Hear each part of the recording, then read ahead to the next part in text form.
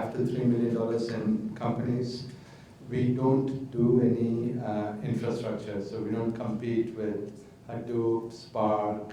I have some friends from Couchbase, so we don't do that. We basically are focused on applications and use cases that leverage first-party data, third-party data, public data, try to disrupt their markets. We have a number of companies out there. If you're interested in any of them, please reach out to me or any of the other Hive people here. Our latest baby is a IoT company called Foghorn, and so we are looking for senior product management people, senior principal engineers. So if you're interested, reach out to us at jobs@foghornsystems.com. Be a part of the conversation and use the hashtag HiveData so others know what you're tweeting about. With that, I'd like to introduce Svetlana Sekula. She's been a great friend of the Hive. She is at Gartner responsible for big data, information governance, and we have been dancing around each other for many years. So I'm really pleased to have Svetlana here moderate our conversation. Thank you. Thank you. Data always existed, we just didn't have means of recording it. Now we're in the opposite position. We record so much data that we need to figure out what to do with that. And this data is in Hadoop. This data is also in some silos, which we call dark data. That's the data that is underutilized, but enterprises have a great interest to put their hands on this data and figure out what they can do with that. It's also a huge movement of open data. Just to give you some ideas, it would be census data or GPS data or NASA images, all of this open and available. And there are also new data brokers, people who want to sell data or loan the data for you. The focus of data is also being shifted because of the digital economy. And the focus is shifting from the data that is being a byproduct of applications to data being a starting point for developing applications and mainly analytics applications. People started asking first, what data do I have? And then they started developing applications based on what they already have. And because of this, we have so much data that with technologies, we're able to collect more than that we can process. The question is now, how do we enable this data for effective processing and effective analytics? And that's why we're all here. And we have very qualified people whom we will ask very interesting questions today. How to enable the data. I'd like to start with introducing the panel, perhaps with Suresh. Oh. Are you going to show the slides or it's later?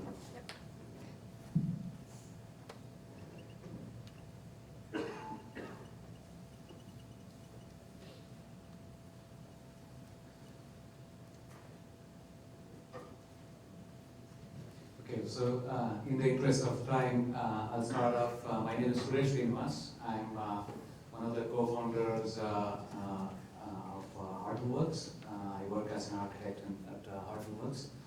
At HardWorks, I lead a couple of projects, Hadoop distributed file system, Apache Falcon, Apache Storm, and Kafka.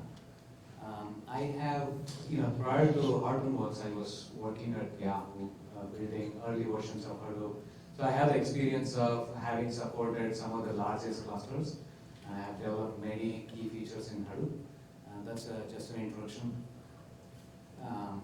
HardWorks was a company that was founded by some of the key people that were working on Hadoop at Yahoo, and so we spun out of Yahoo around 2011.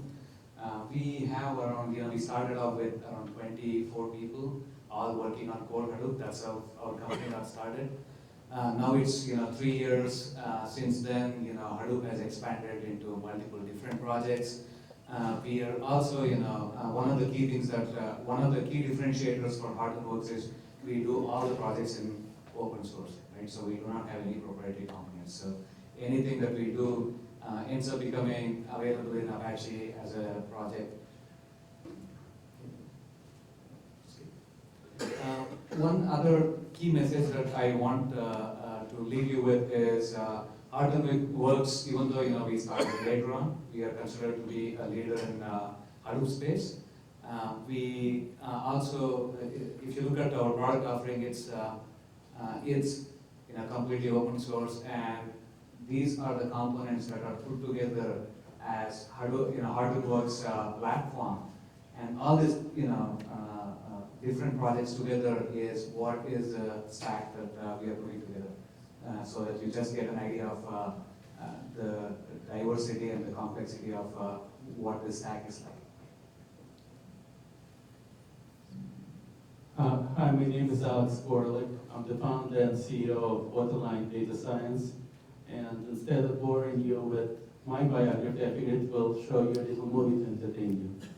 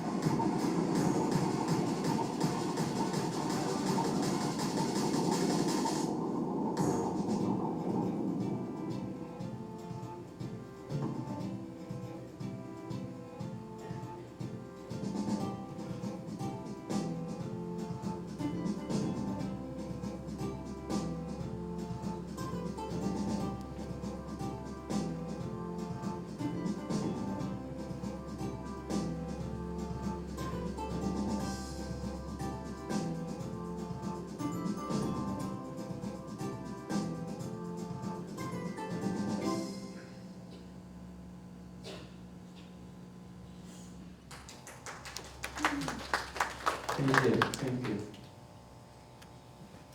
Now, how do you continue after that? I don't have a cute elephant. I don't even have slides. I apologize. Good evening. My name is Dimitri Nakos. I work at Google. I am responsible for Google's data analysis and visualization platform. It's a product that we use internally to do various things. More than half of all Google employees use it at least once a week, and many of us live in it.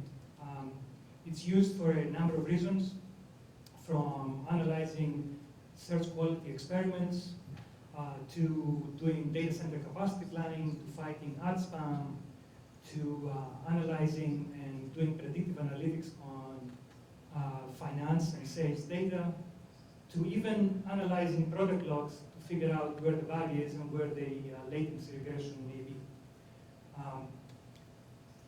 I am very fortunate to work at Google because I have at my fingertips some amazing systems like Dremel and F1 and others that can actually process big data at the speed of thought, really.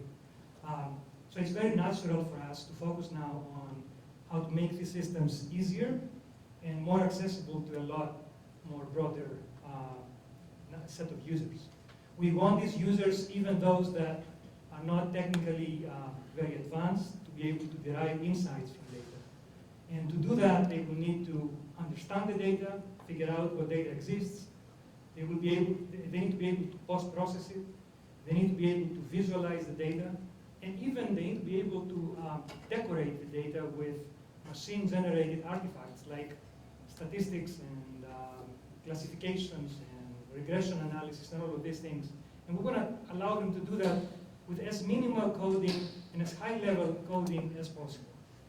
So this is what we're trying to do. This is what makes me want to go to work every day. Now, all of these tools that we use internally, actually some of them, are now available to external users as part of Google's cloud platform, like BigQuery and data flow for the cloud, so that outside users can use it, and actually they can be integrated with open source software that you can run in the Google cloud. So that's it. I also did not make slides. My name is John Mount. I'm a consultant with a consultancy called WinVector, and we specialize in data science consulting. And I kind of come here with I also used to run the research group at shopping.com, now an eBay company. And I come at this panel with sort of a practitioner's point of view, that we often follow system integrators and engineers in, and then design the statistical procedures such that the business can start getting insights from their data. And usually we're working at the SQL scale, to be honest, though often with large parallel database, though often we do Hadoop jobs also. And the one thing I wanted to make sure I said here is my partner and I recently released a new book called Practical Data Science with R, and I brought about 5 pounds of these cards, which come with a discount code, and it's my absolute favorite book on data science. It's trying to teach data science using R, the statistical package R, as a minimal environment you can do the work in. And so we're not trying to say you should always work in R, but if you can, you might as well. And anyway, thank you. I would like to start with a question of illustrating. I'd like you to illustrate why we're here. I would like to hear first how data doesn't work, and maybe get some examples of failures so that people will get this visceral feeling why we're here. Maybe, John, you were... I'm happy to talk about failure. I'm often brought in with others, but there's this sort of feeling that data science is indefeatable, and that's not actually true. Like a major failure, no offense, was Google Flu. The year it was designed, it predicted flu very well, and the next year it did not. And I think a lot of that was due to the fact that it was actually measuring the nature of Google data collection, which obviously evolved quite a lot in the next year. So facts that were true, or relations that were true in the first year were not true in the second. But what I I've seen with data failure is that usually people feel they, just because they have a lot of data, they no longer have the rules of statistics, which are basically the data is trying to lie to you.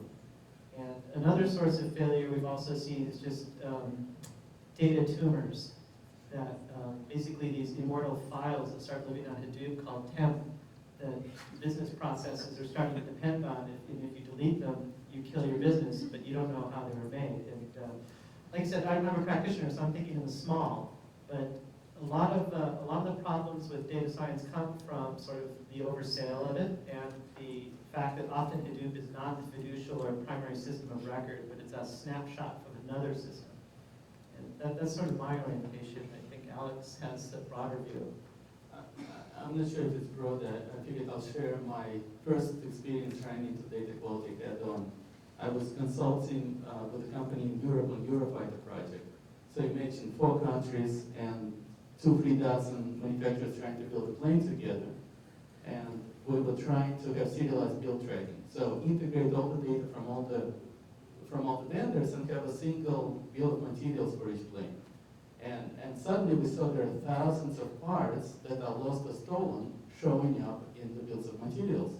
And after, having a laugh about, building planes from stolen parts and all that, we realized that if these parts were stolen after the engines went in, it would crash a plane. So we spent 4 weeks tracking this down. It was call after call, nobody could tell us what it meant. Finally, somebody went on the shop floor and figured out what's happening is, they basically do inventory, mark it as lost and stolen. Meanwhile, somebody took it, put it somewhere, and they're using it in engine, so it's legitimate, but there's no way for anybody to see that until we try to put it together. That kind of brought home to me that, how much by, how fragile our systems are, our data systems. And I tried to talk to subject matter experts and said, look, how do you guys not know what this means? It's your job, right? I mean, you're the subject matter experts. And this one guy finally got tired of me and he said, look, Alex, imagine you have a small database of 100 tables. I said, okay, small database. Each table has 100 fields. Oh yeah, it's reasonable. Okay, that's 10,000 things I'm supposed to keep in my head and know and remember. It's just not practical. And the one system that he was working on, had 30,000 tables. And certainly some tables were much bigger than 100 fields.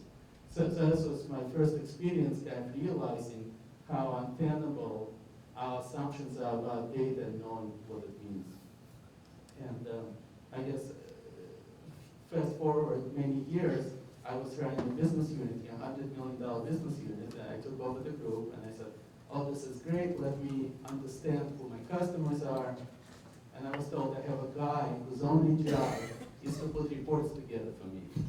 I said, what do you mean? I'm paying somebody just full time just to answer my questions about my business. I said, oh yeah, because we have 17 systems and you can't do it yourself. And there was constant struggle to understand, right? We have a deal that I think we closed and we didn't close it because there's somebody else, some other system marked something. So I think this problem is pervasive. It's real outside of Hadoop. It gets worse in Hadoop because there's more data and it's more complex. But the problem is not going away, and I think the only way we can solve it is to use automation, use computers. Well, I want to ask, since you mentioned Hadoop, why would people build data lakes? What are the advantages or perhaps disadvantages? Suresh, I'd like to take advantage of you being here. Okay. Just so that we are all on the same page, data lake, the idea is that there are different silos of data, like dark data, like you called it, and you want to bring all the data together in one place so that you can build a relationship and run analytics and build insights out of it. One of the surveys that I was looking at, more than around 20% of the enterprises, they have more than 5,000 databases. Just 2 weeks ago, I was talking to a customer and they have 50,000 databases. Just imagine, all the data that is there and being able to, make sense of what the data is telling in terms of, insights that company can derive. right? So it's a really complicated problem in enterprises. So the idea of data lake is to bring all this data into a single place so that you can process them. Now, if you look at Hadoop and Hadoop's evolution, when we started around 2006, 2007, Hadoop used to be an offline batch processing system. That means people would take different kinds of data, they'll bring it to Hadoop, they will crunch, right? Because Hadoop provided a lot of scalability in both storage and performance, and so they will crunch their jobs, and then they will, process the data, and then that data is removed off of Hadoop into another system for processing, dashboarding, serving purposes, right? Now, over a period of time, what has happened is, as more and more data came into Hadoop because it provided scalable storage and you can process it, more data sources now have landed in Hadoop, so much so that now Hadoop has become the center of a lot of data that you have in the enterprise. And interestingly now, Hadoop has, from offline batch processing system, it has become a real system of record, right, in the enterprises. And if you see, that is sort of how, Hadoop has gone from an offline batch processing system to be the data lake, right, in the enterprises. And if you look at data lakes itself, now, why are enterprises implementing data lake kind of solutions? There are three characteristics of data lake. The first one is you want to collect all the data, right? So you want to collect the data that, there are data that is schema, right? There are, semi-structured schema and read kind of data. You have raw data that you collect and then it gets refined and then stored in Hadoop.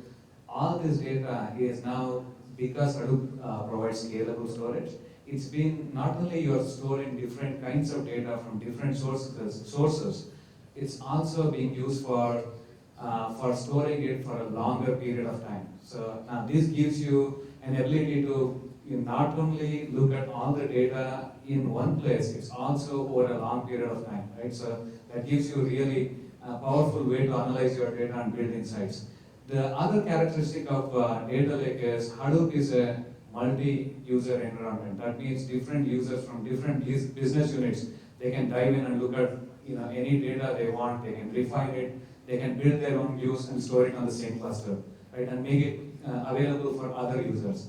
The third characteristics of data lake and Hadoop in specific is with Yarn now you can run in Hadoop different computing paradigms, right? That means you can consume data any way you want it. There is a flexibility. You can use Hive, MapReduce for processing large amounts of data. You can use in-memory processing, right? Where you want, you can also do real-time processing of the data. You can do real-time queries. Different kinds of processing can be done in the data that is stored in the data lake. So that flexibility, with that flexibility and the efficiency that Hadoop offers in terms of computing and storage, a lot of companies are now deriving insights that they could not derive. They are building 360-degree views of their customers. They are improving their products. In fact, they are improving their customer satisfaction. There are a lot of tangible benefits that we are seeing among our customers. So that's as that is seen in the space. More and more people are moving towards data lake kind of architecture. More and more is how many?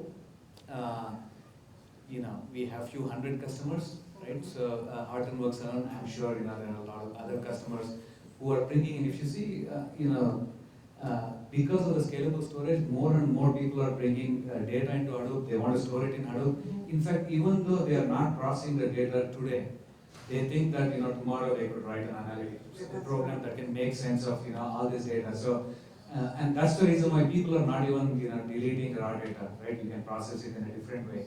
So keeping data around, right, different forms of data and for a longer duration of time is already happening. Just to add to what Suresh said, if you take historical perspective, originally with data warehousing, the story was you store all your data, you warehouse it, right, and you use it later for analytics. And we found that it was too expensive to prepare it, there was too much ETL cost, too much administration cost, and it was really used to serve minimal canonical schema that everything got mapped to. And people tried to store other data, but they couldn't process it, right? They have cheap storage, but they didn't have cheap processing or scalable processing. With Hadoop, they have both. So we're going back to this original idea of warehousing data, and as Suresh said, keep it there for the future because we know we'll be able to get to it. And if today's technology is not able to process it, Spark future technology is going to be able to. Because one of the great things about Hadoop that I really like is how everything is segmented. You can use the same file with MapReduce jobs, with Hive, with Impala, with Drill, with all the different projects can use the same file without forcing you into a vertically integrated solution. Just one little comment to add to Alex's. I was actually not aware of this data lake term until recently. When I read it and I read its definition, it made tremendous sense. Actually, at Google, I live in a lake. We collect all the data without knowing how it's going to be used. It's, in some sense, it's all about collecting the data and postponing the pain, collecting the data as frictionless as possible, and postpone the pain of using it later on. And that's good, makes sense, because you get value from the data not when you collect it, but when you query it. So it's okay to put the pain at that time, because people will put the effort to query the data because they know why they are doing it.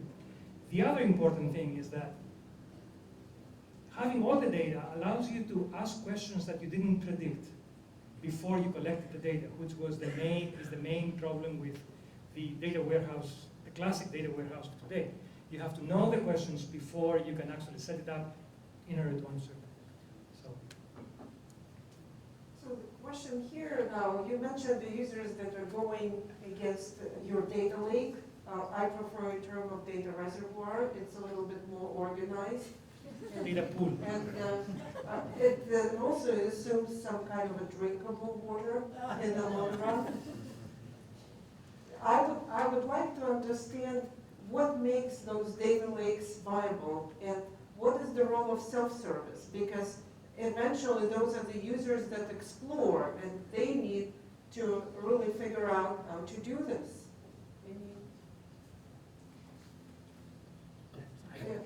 I can give a quick answer. To me, data lakes and data query, self-service data query are two sides of the same coin. They are both about the bottom-up approach to data analysis. Any file is acceptable into the lake, no questions asked and no planning required. Any query is acceptable to query the lake, no questions asked, no planning required. The two are linked in many ways.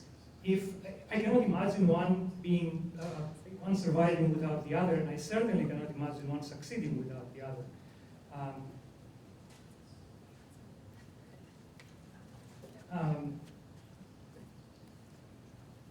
That's a little data lake.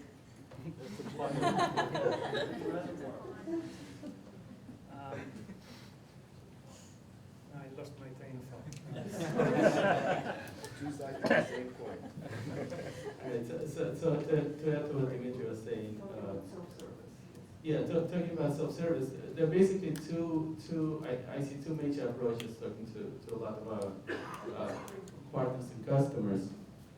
One approach is to limit the scope, right? So because people are effectively recreating a data warehouse on Hadoop.